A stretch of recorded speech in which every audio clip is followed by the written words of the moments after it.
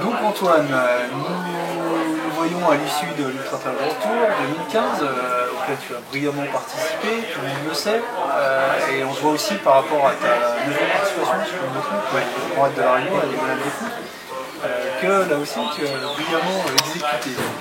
Ce qui nous intéresse cette année, c'est de voir que tu as... Alors tu t'es surpris, tu nous as un petit peu surpris par la manière dont s'est déroulée surtout la fin des saisons.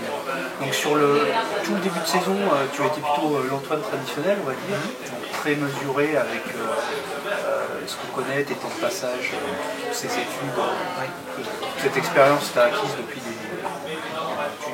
combien de temps tu cours exactement? Alors, 30 ans, mais le trail ultra, c'est depuis 12 ans. 12 ans, ouais.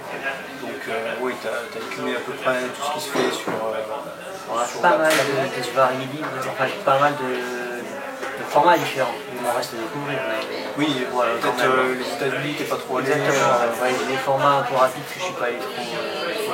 Ok. Par contre, ouais, sur tout ce qui est européen et donc le circuit Ultra Trail World Tour, tu connais tout par cœur. Et toi, tu te connais par cœur aussi. Donc, tu connais parfaitement tes sensations, tu sais à quoi ça correspond, tu sais t'entraîner pour atteindre les objectifs mesurés. Et donc là, sur cette diagonale, cette année, on a vu que ça s'est passé différemment. C'est vrai. Est-ce que tu peux nous expliquer un petit peu Ouais. Alors c'est vrai que là, comme je disais, j'étais quand même surpris du résultat, mais j'avais quand même mis en route des méthodes d'entraînement un petit peu différentes. Et puis j'étais un petit peu débridé aussi parce qu'avec cette épreuve de Ultra Tour là depuis 2 ans, ça m'a amené à rencontrer d'autres coureurs, voir d'autres formats, des formats en globalité plus rapides. J'ai été contraint pour suivre le rythme de bouger un peu plus que d'habitude. Et donc, comme je ne suis pas un amateur de vitesse, je ne m'entraîne jamais avec de la DMA. Ce que j'ai fait, c'est que je me suis entraîné un petit peu plus en altitude. J'ai pas hésité en hiver à aller en montagne, ce que je ne faisais jamais avant. J'ai fait aussi davantage de vélo, en ciblant plutôt le dénivelé pour acquérir plus de force musculaire. Et puis finalement, je me suis rendu compte, et ça j'avais déjà remarqué les années précédentes, c'est que j'arrive à transformer la puissance musculaire, donc en vélo et dans le dénivelé en courant, en vitesse pure. Ce qui fait que j'ai pu par exemple m'exprimer convenablement à Hong Kong sur des parties très roulantes sur route, suivre des bons rythmes. J'ai pu aussi m'exprimer bien comme il faut aux Canaries, où là j'ai quand même réussi à tenir tête à un gros plateau et finir 3e. J'étais très surpris de ce résultat, mais en même temps ça m'a conduit sur la bonne voie. Donc je suis dans la bonne voie. Maintenant il faut que je continue comme ça, je pense qu'il y a encore à gagner. Et après je suis allé me frotter un petit peu au marathon des sables. Voilà, j'ai fait plusieurs jours de platitude. C'est super dur, mais c'était intéressant mentalement, c'était intéressant physiquement aussi. Et puis pareil, j'ai rencontré d'autres coureurs, diffusé, super intéressant, enrichissant. L'Australie aussi, un format où j'ai fini à 100 derrière, j'étais 14e, mais par contre très content de ma prestation parce que j'ai couru super vite, j'ai fait plus de 10 km/h sur un ascendant quand même, ce qui est pour moi c'est exceptionnel. Et donc 2 mois avant la diagonale, je me suis vraiment attaché à mettre le paquet sur ce type d'entraînement, cumuler le vélo, l'altitude, j'ai dormi à 3000 mètres d'altitude aussi. Et puis j'ai acquis vraiment une certaine confiance, j'étais vraiment sûr de moi, alors pas pour gagner, mais sûr que j'étais beaucoup mieux qualifié. Et j'étais impatient sur cette ligne de départ, j'étais super heureux parce que je me disais ça y est enfin, je ne me suis pas blessé, et là je m'amusais, parce que j'étais sûr que je vais pouvoir courir en côte, que je vais pouvoir plus vite, et je vais voir ce que c'est. Et ça, tu en étais sûr par rapport aux sensations que tu avais? Par rapport aux sensations, exactement. Parce que 15 jours avant, quand je me sur les habituels, c'est par rapport auquel je mettais tous mes temps ascensionnels, on avait des pulsations bien inférieures. Donc les voyants, ils étaient super ouverts. Et malgré, donc tu parles de gain de puissance musculaire, est-ce que tu as pris du poids ou... Non, pas du tout, je ne comprends rien, ça va. Je suis à 51 et ça bouge pas. Je peux manger beaucoup, manger moins, courir beaucoup, pendant moins. 50. Ok.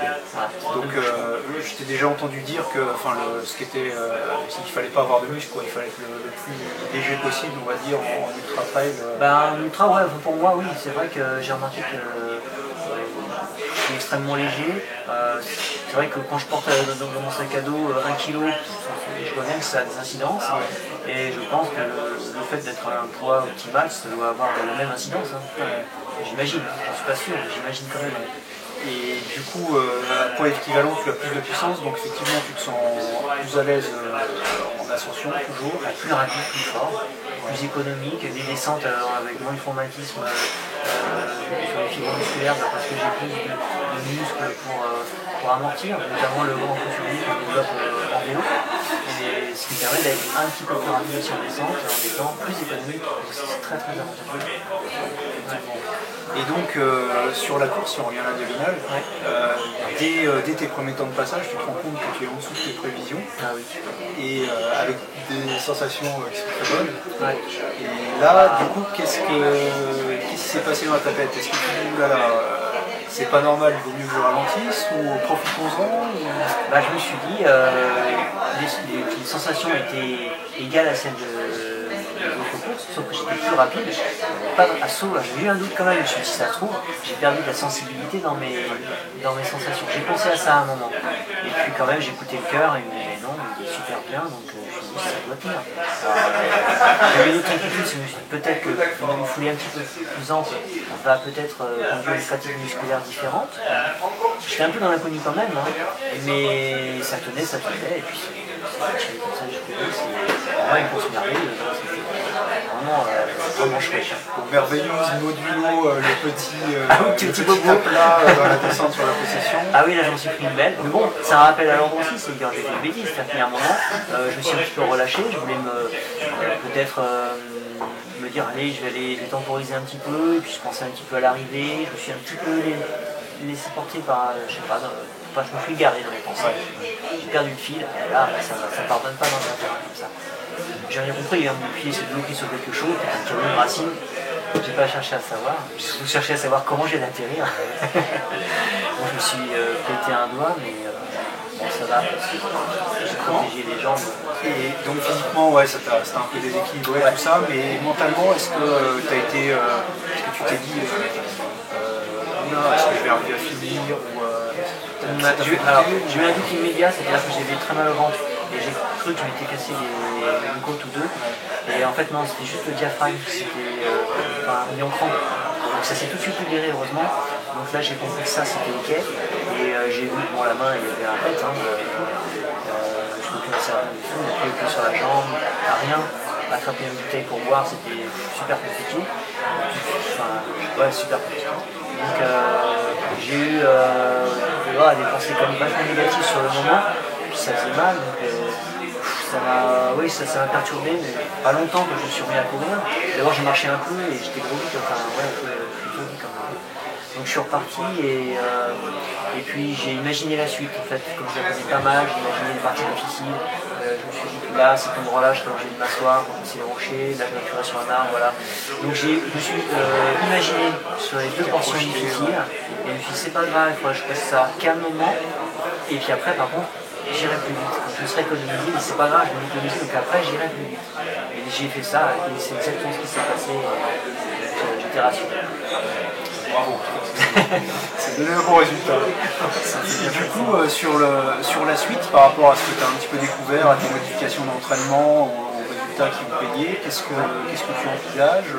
Alors j'envisage pour l'année prochaine de refaire la diagonale. Donc, pour moi, c'est un rendez-vous incontournable. Donc je vais essayer de suivre le même protocole, au moins à ce moment-là, c'est sûr, pour voir si ça donne le même résultat, parce que j'ai quand même aucune certitude. Et puis, tout au long de l'année prochaine, je vais quand même aller plusieurs fois encore en montagne pour faire du ski, pour faire du ski de rando, pour faire du trail sur neige en altitude, des choses comme ça, pour essayer de maintenir un peu ce pic de forme et voir si ça se répète. Parce que, bon, encore une fois, je dis, dans le trail, il n'y a vraiment aucune certitude. On a vraiment des idées parfois, on dit je suis sur la bonne voie, mais bon, je pense qu'il faut répéter les choses pour se dire, ouais, c'est pas bien. Le prochain objectif, c'est c'est essayer de tenir sur ce niveau-là. Et si ça marche, je pense qu'il y a encore une bonne marge de progression. Ça ouvre les portes. Oui, bien sûr. Donc effectivement, un nouvel Antoine pour partir d'octobre 2015 pour les prochaines années. Espérons, croise les doigts, ce qui m'en reste. Voilà. Super, merci. Merci.